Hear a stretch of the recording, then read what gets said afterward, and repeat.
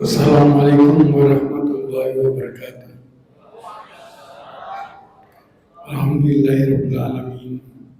Wassalatu wassalamu ala asyrafil anbiya'i wal mursalin wa ala alihi wa sahbihi ajma'in. Saya bersyukur kepada Allah karena masih bisa sama-sama kita berjemaah pada malam ini.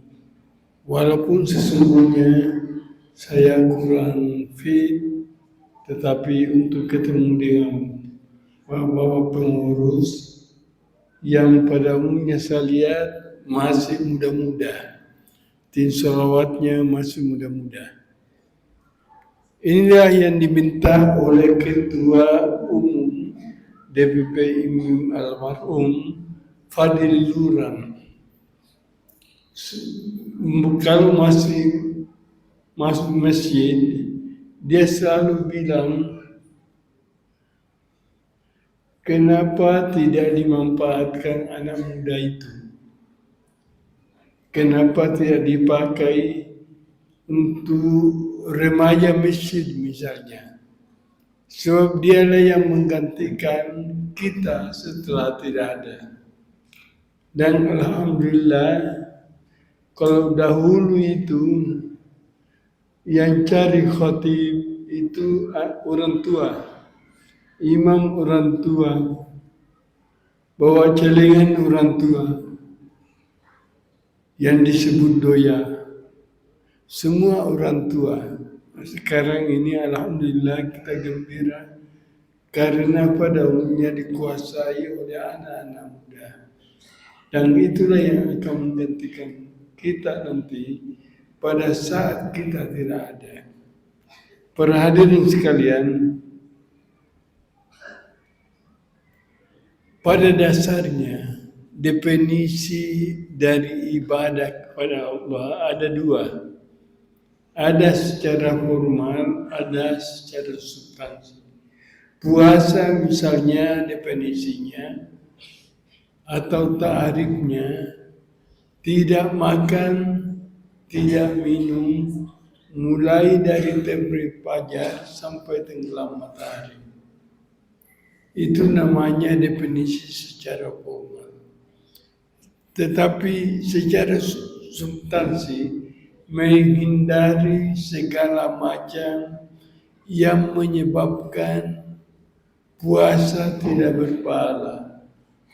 Misalnya gosip, membicarakan kejelekan orang lain, menghina orang lain, berkelahi, dan lain-lain sebagainya. Itu namanya puasa secara substansial yang oleh para ulama sufi mendefinisikan sebagai hakikat puasa.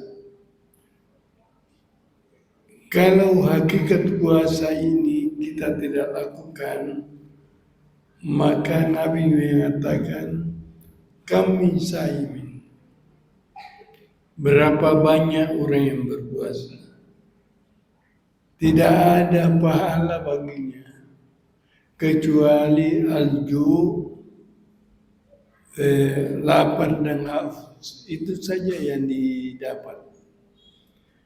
Nah, Bapak-bapak sekalian, sungguhnya ibadah puasa yang kita laksanakan ini tidak datang bersamaan dengan Islam, yaitu setelah Nabi hijrah ke Madinah.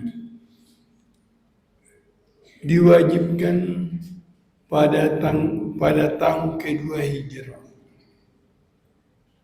Awalnya Nabi berpuasa 3 kali dalam 1 bulan. Kemudian bulan Muharram, setelah turun ayat, apabila kamu mendapati bulan puasa ini, falyasumhu, maka berpuasalah. Para hadirin sekalian, ini adalah kesempatan yang bagus untuk berbuat baik karena seluruh ibadah yang ada di dalam bulan Ramadan, memberi sedekah dan lain sebagainya, pahalanya dilipat gandakan. Karena itu puasa ini momentum untuk berbuat baik. Membaca Al-Quran saja itu dapat pahala. Mangkara harfa minal Quran falahu ajr.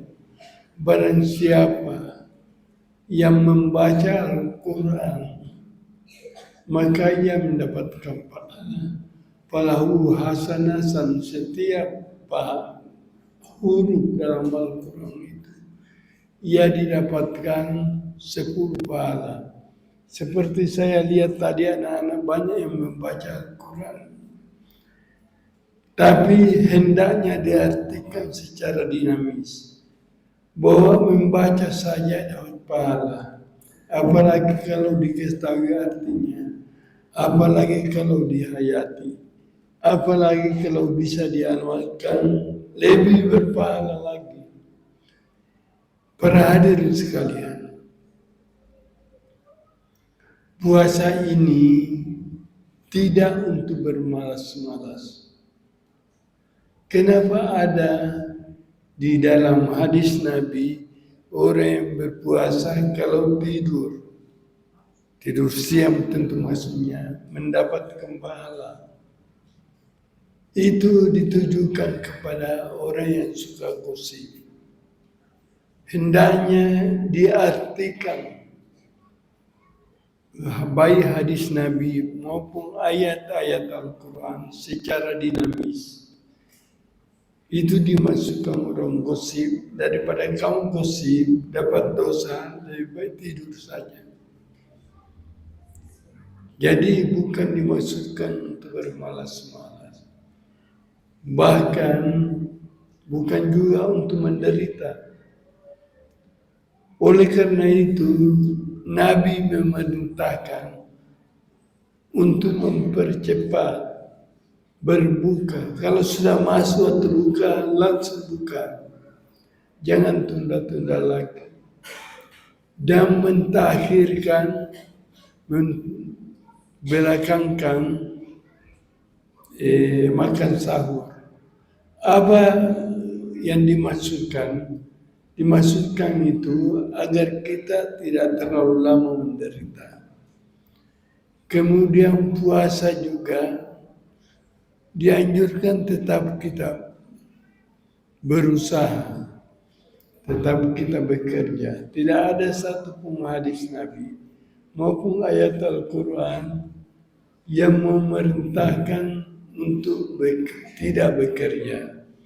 Bahkan dikatakan kalau sudah salat, fantasiru fil ardh, bertebaranlah di muka bumi. Dimaksudkan untuk mencari karunia Allah, untuk mencari rezeki Allah. Para hadirin sekalian, puasa juga menanamkan kejujuran. Kita tidak mau makan, kita tidak mau minum di siang hari puasa. Di tengah-tengah kita lapar, tidak ada orang yang lihat, tidak ada orang yang menyaksikan. Kita tidak mau minum. Kenapa tidak mau minum? Karena Allah melihat kita, karena kita jujur. Karena itu hendaknya puasa ini juga dibawa ke tengah-tengah masyarakat. Pada saat sekarang ini bangsa Indonesia kehilangan sesuatu yang berharga. Apa yang hilang di tengah-tengah kita yaitu kejujuran. Sampai 349 triliun transaksi yang mencurigakan. Itu kenapa bisa terjadi begitu? Karena kejujuran sudah hilang. Kejujuran ini bukan ditujukan kepada masyarakat bawah, kepada rakyat biasa, khususnya bagi orang-orang penguasa. Nah, itulah yang perlu kita jaga. Demikian Bapak-Bapak sekalian, mudah-mudahan ceramah singkat ini memberikan manfaat untuk kita semua. Terima kasih. Assalamualaikum warahmatullahi wabarakatuh.